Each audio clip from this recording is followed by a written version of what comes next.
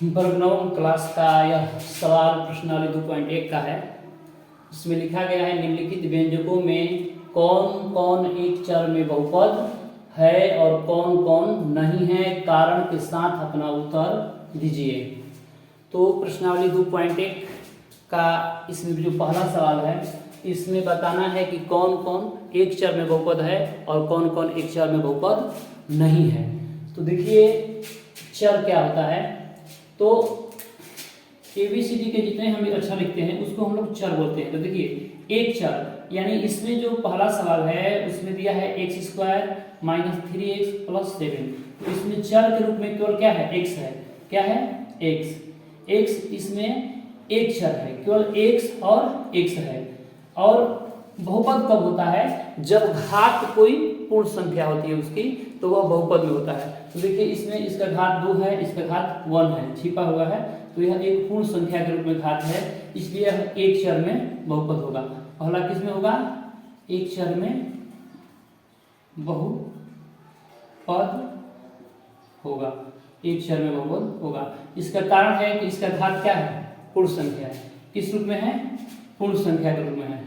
घात क्या है, पूर्ण संख्या, पूर्ण संख्या है। कारण इसका क्या हो गया कि घात इसका जो है पूर्ण संख्या के रूप में है। देखिए दो पूर्ण संख्या है।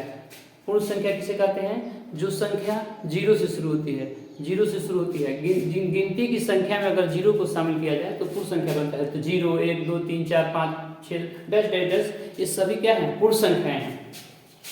तो पहला क्या हुआ, एक चर में, क्योंकि इसका घात एक पूर्ण संख्या है। ठीक, दूसरा भी देखिए, जो इसमें चर का घात पूर्ण संख्या है। देखिए दूसरा सवाल में भी y के घात, y एक चर संख्या है जिसमें घात 2 है और केवल y है। इसमें चर के रूप में केवल y है, तो यह एक चर में होगा। क्या होगा, एक चर में है।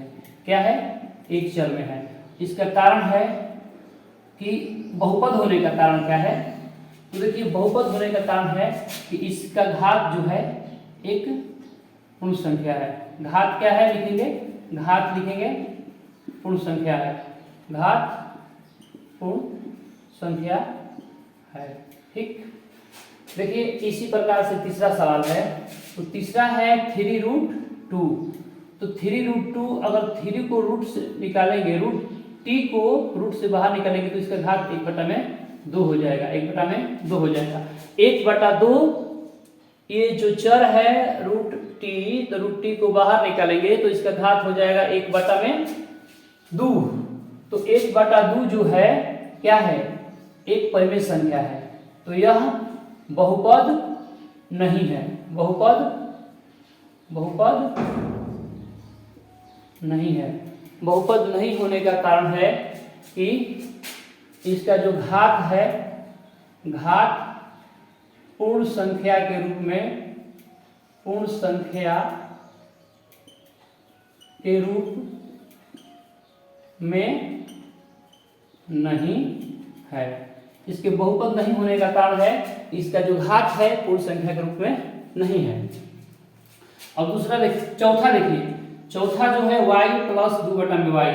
तो देखिए यह y तो एक चर में है, लेकिन इसका जो एक बाटा के रूप में है। अगर इसको बाटा के रूप में से हम लोग हटाएंगे तो यह क्या हो जाएगा, 2 के घात -1। तो -1 एक क्या हो गया, पूर्णांक हो गया, पूर्ण संख्या नहीं ना हुआ, इसलिए यह क्या होगा, एक चर में तो है लेकिन बहुपद नहीं है। बहुपद नहीं है, क्यों नहीं है, क्योंकि इसका घात जो होगा एक ऋणात्मक पूर्णांक होगा। क्या होगा, ऋणात्मक पूर्णांक होगा, पूर्णांक होगा, ऋणात्मक पूर्णांक के रूप में है। घात क्या है, ऋणात्मक पूर्णांक के रूप में है, इसलिए यह बहुपद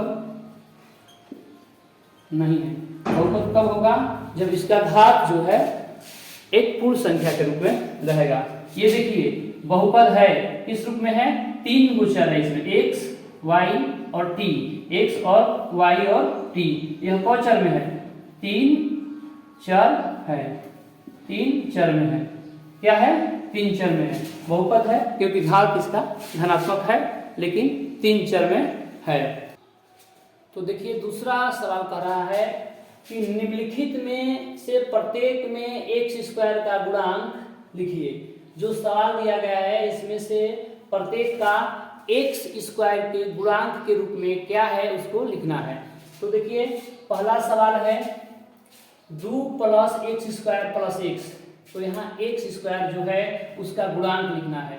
तो देखिए क्या होगा एक्स स्क्वायर का गुणांक। जो एक्स है अगर कोई अंक नहीं दिया है तो उसके गुणा में क्या छिपा हुआ है, एक, क्योंकि एक ले और एक्स स्क्वायर से गुणा करेंगे तो एक्स स्क्वायर आएगा प्लस एक्स। तो इस एक्स स्क्वायर के गुणा के रूप में कौन सा अंक है, कौन सा अंक है, तो एक। क्या है, एक। क्योंकि कोई अंक नहीं है तो उसमें गुणा के रूप में 1 छिपा हुआ है, क्योंकि 1 से एक्स स्क्वायर से गुणा करेंगे तो एक्स स्क्वायर आएगा। तो एक्स स्क्वायर का गुणांक हो जाएगा 1। क्या हो गया, 1। इसी प्रकार से दूसरा है 2 - एक्स स्क्वायर। 2 - एक्स स्क्वायर है तो यहाँ -1 से और एक्स स्क्वायर से गुणा करेंगे तो माइनस एक्स स्क्वायर होगा। क्या होगा, minus x square plus x cube. गुणांक का मतलब होता है कि गुणा में छिपा हुआ जो अंक रहता है उसको गुणांक बोलते हैं। तो देखिए यहाँ गुणांक यानी गुणा के रूप में कौन सा अंक है, तो -1। क्या हो गया, -1, क्योंकि -1 से प्लस एक्स स्क्वायर से गुणा करेंगे तो माइनस एक्स स्क्वायर आएगा। ठीक है, तो यहाँ लिखेंगे एक्स स्क्वायर का गुणांक है -1। क्या हो गया, -1। इसी प्रकार से देखिए यहाँ π/2 है into x square plus x, यानी एक्स स्क्वायर के गुणा के रूप में क्या है पहले से छिपा हुआ, π/2। π/2 ले और एक्स स्क्वायर में गुणा करेंगे तो π/2 इंटू एक्स स्क्वायर आएगा कि नहीं। π/2 ले और एक्स स्क्वायर में गुणा करेंगे तो π/2 एक्स स्क्वायर आएगा, यानी एक्स स्क्वायर के गुणा के रूप में क्या छिपा हुआ है, तो π/2। तो एक्स स्क्वायर का गुणांक क्या होगा, π/2 होगा। क्या हो जाएगा, π/2। इसी प्रकार से यहाँ सवाल दिया है √2x - 1। तो √2x - 1 यानी एक्स स्क्वायर का गुणांक बताना है। तो इसमें कहीं एक्स स्क्वायर है, नहीं है तो हम लोग लिख सकते हैं 0 × एक्स स्क्वायर, यानी 0 × एक्स स्क्वायर, यानी क्या है कि 0 से और एक्स स्क्वायर से गुणा करेंगे तो 0 आएगा और इसमें जोड़ देंगे √2x - 1। तो 0 ले एक्स स्क्वायर करेंगे 0 होगा, 0 को इतना में जोड़ेंगे तो इतना ही होगा ना। तो देखिए यानी कि एक्स स्क्वायर के गुणा में कौन अंक छिप गया है इसमें, जब नहीं है तो क्या है, 0। क्या है, 0, यानी एक्स स्क्वायर का गुणांक क्या हो गया, गुणांक 0 हो गया। 0 कहाँ से आया, क्योंकि इसको हम लोग अपने से लिखे हैं 0 ले और एक्स स्क्वायर से गुणा करेंगे तो 0 होगा, 0 को इतना में जोड़ेंगे तो इतना ही वैल्यू होगा। यानी जब नहीं दिया है कोई अंक तो उसमें क्या है, एक्स स्क्वायर दिया ही नहीं है तो 0 से मल्टीप्लाई करेंगे तो 0 ही होगा, यानी कि एक्स स्क्वायर के गुणा में क्या हो जाएगा, 0। तीसरा सवाल क्या कह रहा है, तो तीसरा सवाल कह रहा है कि 35 घात के द्विपद और 100 घात के एक पदी का एक एक उदाहरण दीजिए। 35 घात के द्विपद और 100 घात के एक पदी का एक एक उदाहरण दीजिए। तो देखिए एक पद और द्विपद क्या होता है, जिस बहुपद में पदों की संख्या 1 हो, जिसे मान लीजिए x हो गया, 2x हो गया, 5x हो गया ना, y हो गया, तो ये सब क्या है, एक पदी है। एक्स स्क्वायर हो गया, ये सब कैसे पद हैं, एक पदी के उदाहरण है, क्योंकि इसमें एक पद है, इसमें भी एक पद है, इसमें भी एक पद है, इसमें भी एक पद है, यानी यह एक पदी के उदाहरण है। और जिसमें 2 पद है, जैसे कि 2x square plus 5, 3x plus 5, ये सब क्या हो गया, द्विपद के उदाहरण है। किसके, क्योंकि इसमें एक पद और 2 पद, इसमें दोनों पद है ना अलग अलग, यानी यह एक पदी और द्विपदी के उदाहरण हो गया। तो उसी प्रकार से यहाँ 35 घात के द्विपद लिखना है, 35 घात के द्विपद लिखना है। तो देखिए 35 घात के द्विपद लिखते हैं यहाँ पर, 35 घात होना चाहिए और वो द्विपद होना चाहिए। क्या होना चाहिए, द्विपद। देखिए यहाँ पर हम लोग x के घात 35 लिख देते हैं, प्लस में 5x लिख देते हैं। तो ये देखिए घात तो सबसे ज्यादा, जो सबसे अधिक घात होता है ना उसी को उस बहुपद का घात कहा जाता है। तो इस बहुपद का घात सबसे अधिक क्या है, 35। और देखिए प्लस में 5x है, तो यह एक पद हो गया और यह एक पद, 2 पद हो गया। ठीक, अब देखिए कह रहा है कि 100 घात के एक पदी, 100 घात होना चाहिए, 100 घात के एक पद, यानी घात तो होना चाहिए 100 लेकिन पद होना चाहिए एक सिंगल। देखिए मान लीजिए हम 2x के घात लिख दिए 100, तो पद एक है और घात क्या हो गया इस बहुपद का 100, तो यह हो गया 100 घात के एक पदी का उदाहरण। तो देखिए जो 5वां सवाल है क्या कर रहा है, तो 5 नंबर सवाल कर रहा है कि बताइए कि निम्नलिखित बहुपदों में कौन कौन बहुपद रैखिक है, कौन कौन द्विघाती और कौन कौन त्रिघाती है। तो इसमें बताना है कि कौन सा जो बहुपद है रैखिक है और कौन सा द्विघाती है और कौन सा त्रिघाती है। ठीक, तो इस प्रकार से हमको इसको रैखिक, द्विघाती और त्रिघाती बहुपद को बताना है। तो देखिए पहले देखिए रैखिक बहुपद क्या होता है। तो रैखिक बहुपद, रैखिक बहुपद, रैखिक बहुपद, तो रैखिक बहुपद क्या होता है, तो रैखिक बहुपद किसे कहते हैं। देखिए तो रैखिक बहुपद एक घात वाले, एक घात वाले बहुपद को रैखिक बहुपद कहते हैं। जैसे में देखिए, जैसे में रैखिक बहुपद क्या हो गया, x हो गया, y हो गया, 2y हो गया, 2y हो गया, ये सब क्या हो गया, z हो गया। ये रैखिक बहुपद है क्योंकि इस पर घात क्या छिपा हुआ है, 1 छिपा हुआ है, सब पर क्या है 1 है, तो यह रैखिक बहुपद हो गया। अब देखिए द्विघाती बहुपद, द्विघाती बहुपद क्या होता है, तो दो घात वाले बहुपद को द्विघाती बहुपद कहते हैं। देखिए दो घात वाले, जैसे x² हो गया, x² 5x + 3 हो गया, यहाँ y² + z हो गया, तो ये सब क्या है द्विघाती बहुपद है क्योंकि घात इसका 2 है। अब रह गया त्रिघाती बहुपद। तो देखिए त्रिघाती बहुपद क्या होता है, तो हम बताते हैं। त्रिघाती बहुपद तो तीन घात वाले बहुपद को त्रिघाती बहुपद कहते हैं। जिस बहुपद का घात 3 होता है, जैसे देखिए x³ हो गया, y³ + z हो गया, y³ + z हो गया, x³ + 2x² + y हो गया। इस पर सबसे अधिक घात क्या है 3 है, 3 है, तो इसको क्या कहेंगे त्रिघाती बहुपद। क्या कहेंगे त्रिघाती बहुपद कहेंगे। तो इस प्रकार से हमने समझा कि एक घात वाले बहुपद को रैखिक बहुपद कहते हैं, दो घात वाले को द्विघाती कहते हैं और तीन घात वाले बहुपद को त्रिघाती बहुपद कहते हैं। तो देखिए इसमें समझना है पहला क्या है, तो पहला पर सबसे अधिक घात क्या है 2 है, क्या है 2, तो इसको क्या कहेंगे द्विघाती बहुपद, द्विघाती बहुपद।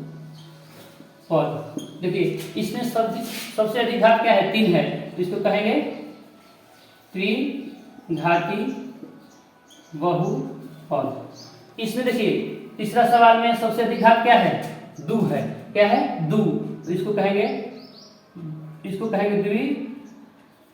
द्विघाती बहुपद। इसमें देखिए सबसे अधिक घात क्या है 1 है, कुछ नहीं है तो क्या है 1 है, तो इसको कहेंगे रैखिक बहुपद। तो एक घात वाले बहुपद को रैखिक बहुपद। अब देखिए यहाँ क्या है, यहाँ हो गया t, यानी t का घात क्या छिपा है 1 है, तो इसको कहेंगे रैखिक बहुपद। जिस बहुपद का घात क्या हो 1 हो उसको क्या कहेंगे रैखिक बहुपद। और इस पर देखिए घात क्या है 2, तो इसको कहेंगे द्विघाती बहुपद। और इस पर सबसे अधिक घात क्या है 3 है, तो इसको कहेंगे त्रिघाती बहुपद। इस प्रकार से यह हमारा प्रश्नावली समाप्त हुआ। अगर आपको यह वीडियो अच्छा लगे तो लाइक और सब्सक्राइब जरूर कीजिएगा। बहुत बहुत धन्यवाद। तो देखिए चौथा सवाल क्या कह रहा है कि निम्नलिखित बहुपद में प्रत्येक बहुपद के घात लिखिए। जो बहुपद दिया गया है नीचे उसका घात लिखना है। तो किसी बहुपद का घात क्या होता है? तो देखिए जो इस बहुपद का घात निकालना हो, जिस बहुपद का घात निकालना हो, उस बहुपद के सबसे अधिकतम घात को बहुपद का घात कहते हैं। जिस बहुपद का घात पूछ रहा हो तो उस बहुपद का जो सबसे अधिकतम घात होगा उसे क्या कहते हैं? उस बहुपद का घात कहते हैं। तो देखिए पहला सवाल है 5x³ + 4x² + 7x। तो इस बहुपद का सबसे अधिकतम घात क्या है? 3 है। क्या है? 3। तो इसका घात क्या हो जाएगा? इसका घात हो जाएगा 3। और दूसरा में देखिए 4y²। तो इस बहुपद का सबसे अधिकतम घात क्या है? 2। क्या है? 2। तो इसका घात क्या हो जाएगा? 2 हो जाएगा। क्या हो जाएगा? 2। अब इस बहुपद में देखिए तीसरा में इस बहुपद का अधिकतम घात क्या है? इसको कुछ नहीं है तो ये 1 छिपा हुआ है। क्या है? 1 छिपा हुआ है। तो इसका घात क्या हो जाएगा? 1 होगा। क्या होगा? 1। अब देखिए यहाँ पर 3 दिया है, इसमें कुछ नहीं है, इसको हम लोग ऐसे भी लिख सकते हैं 3x की घात 0। इसके घात 0 का मतलब होता है 1, और 1 से 3 से गुणा करेंगे तो 3 होगा। यानी इस बहुपद का घात क्या है? इस बहुपद का घात है 0। क्या हुआ? 0। इस प्रकार से बहुपद का घात होता है। तीसरा सवाल क्या कह रहा है? तो तीसरा सवाल कह रहा है कि 35 घात के द्विपद और 100 घात के एक पदी का एक एक उदाहरण दीजिए। 35 घात के द्विपद और 100 घात के एक पदी का एक एक उदाहरण दीजिए। तो देखिए एक पद और द्विपद क्या होता है? जिस बहुपद में पदों की संख्या 1 हो, जिसे मान लीजिए x हो गया, 2x हो गया, 5x हो गया ना, y हो गया, तो ये सब क्या है? एक पदी है। x² हो गया, ये सब कैसे पद हैं? एक पदी के उदाहरण है, क्योंकि इसमें एक पद है, इसमें भी एक पद है, इसमें भी एक पद है, इसमें भी एक पद है, एक पद है, यानी यह एक पदी के उदाहरण है। और जिसमें 2 पद है, जैसे कि 2x² + 5, 3x + 5, ये सब क्या हो गया? द्विपद के उदाहरण है। किसके? क्योंकि इसमें एक पद और 2 पद, इसमें दोनों पद है ना अलग अलग, यानी यह एक पदी और द्विपदी के उदाहरण हो गया। तो उसी प्रकार से यहाँ 35 घात के द्विपद लिखना है। 35 घात के द्विपद लिखना है। तो देखिए 35 घात के द्विपद लिखते हैं यहाँ पर। 35 घात होना चाहिए और वो द्विपद होना चाहिए। क्या होना चाहिए? द्विपद। द्विपद। देखिए यहाँ पर हम लोग x के घात 35 लिख देते हैं, प्लस में 5x लिख देते हैं। तो ये देखिए घात तो सबसे ज्यादा, जो सबसे अधिक घात होता है ना, उसी को उस बहुपद का घात कहा जाता है। इस बहुपद का घात सबसे अधिक क्या है? 35। और देखिए प्लस में 5x है, तो यह एक पद हो गया और यह एक पद, 2 पद हो गया। ठीक। अब देखिए कह रहा है कि 100 घात के एक पदी, 100 घात होना चाहिए, 100 घात के एक पदी, यानी घात तो होना चाहिए 100, लेकिन पद होना चाहिए एक सिंगल। देखिए मान लीजिए हम 2x के घात लिख दिए 100, तो पद 1 है और घात क्या हो गया इस बहुपद का? 100। तो यह हो गया 100 घात के एक पदी का उदाहरण।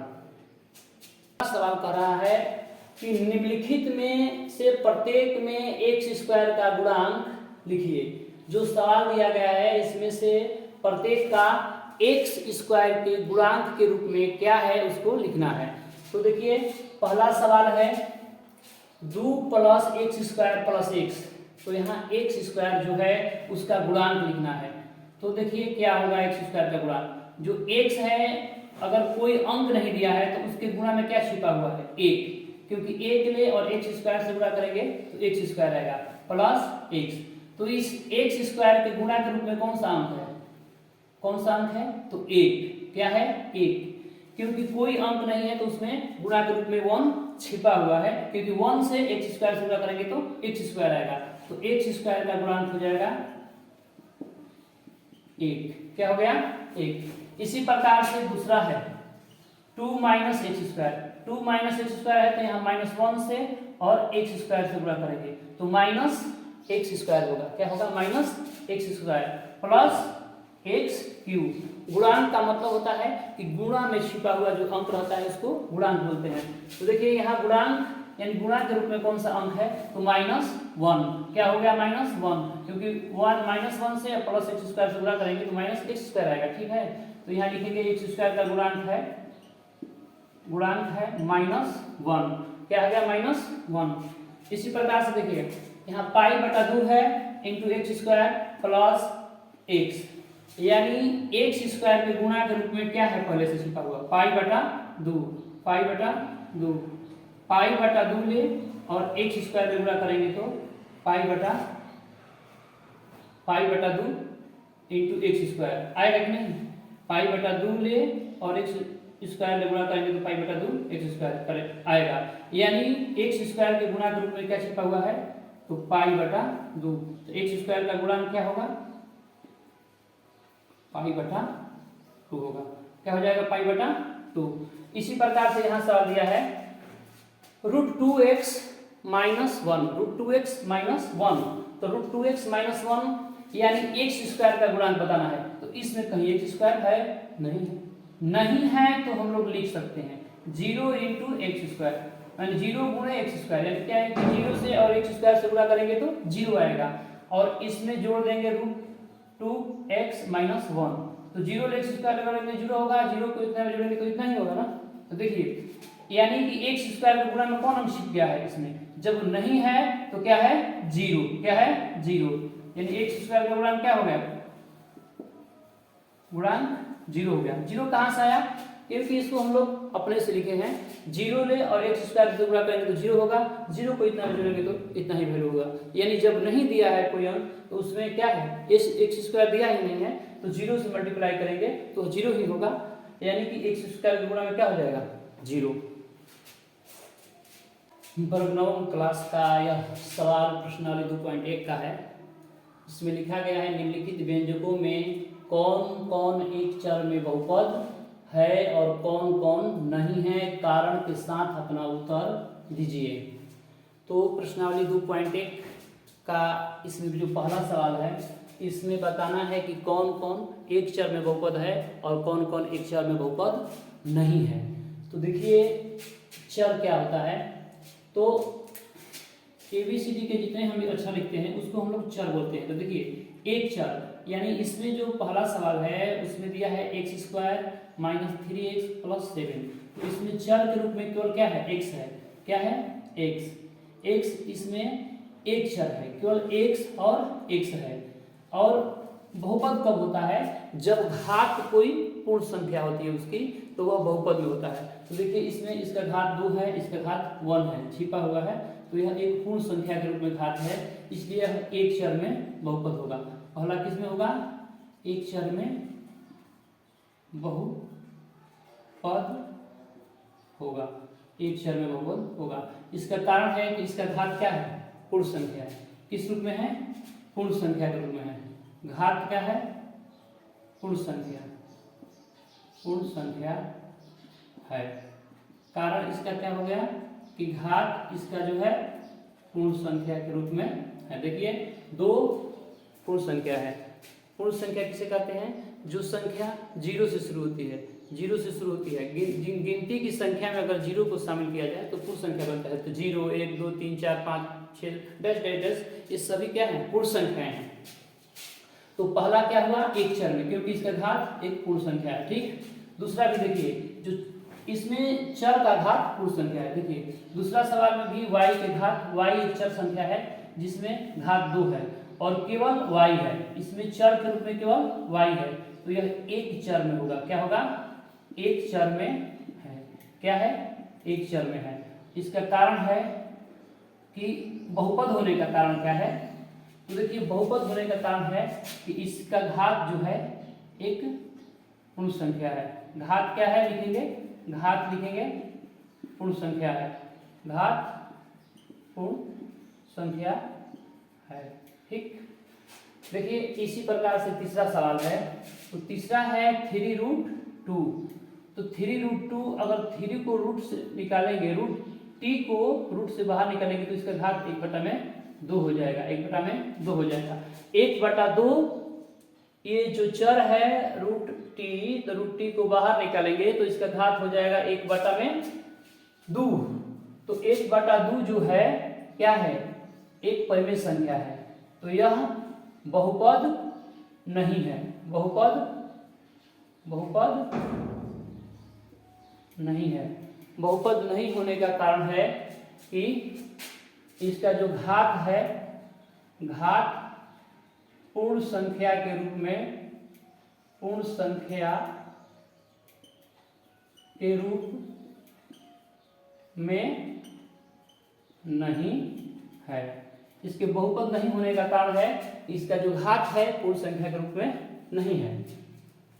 अब दूसरा देखिए, चौथा देखिए, चौथा जो है y प्लस 2/y। तो देखिए यह y तो एक चर में है, लेकिन इसका जो ये बाटा के रूप में है। अगर इसको बाटा के रूप में से हम लोग हटाएंगे तो यह क्या हो जाएगा, 2 के घात -1। तो -1 एक क्या हो गया, पूर्णांक हो गया, पूर्ण संख्या नहीं हुआ। इसलिए यह क्या होगा, एक चर में तो है लेकिन बहुपद नहीं है, बहुपद नहीं है। क्यों नहीं है, क्योंकि इसका घात जो होगा एक ऋणात्मक पूर्णांक होगा। क्या होगा, ऋणात्मक पूर्णांक होगा, पूर्णांक होगा, ऋणात्मक पूर्णांक के रूप में है। घात क्या है, ऋणात्मक पूर्णांक के रूप में है, इसलिए यह बहुपद नहीं है। बहुपद कब होगा, जब इसका घात जो है एक पूर्ण संख्या के रूप में रहेगा। ये देखिए बहुपद है, किस रूप में है, 3 गो चर है इसमें, x, y और t, x और y और t। यह कौन चर में है, 3 चर है, 3 चर में है। क्या है, 3 चर में है, बहुपद है क्योंकि घात इसका धनात्मक है लेकिन 3 चर में